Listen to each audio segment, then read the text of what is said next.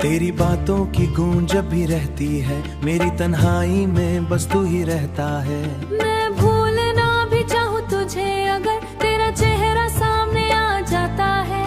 रात के आखिरी पहरी जब नींद नहीं आती, तेरी यादों की चादर ओढ़ लेता हूँ।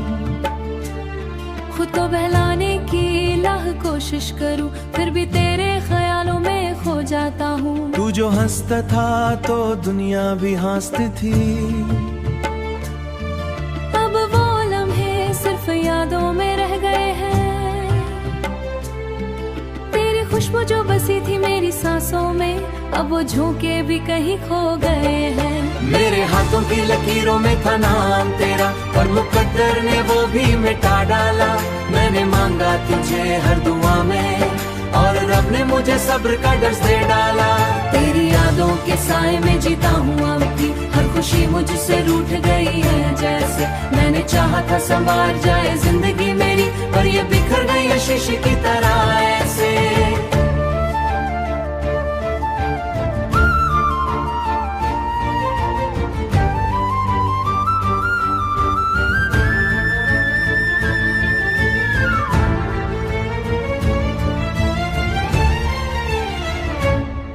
आंखें बंद करूं तो तू सामने आता है, आंखें खोलूं तो खाली जा लगता है।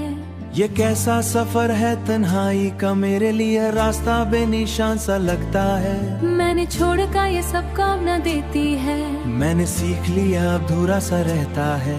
क्योंकि ही मेरा सब कुछ हुआ का था, वो ही अब सबसे ज्यादा रुलाता है।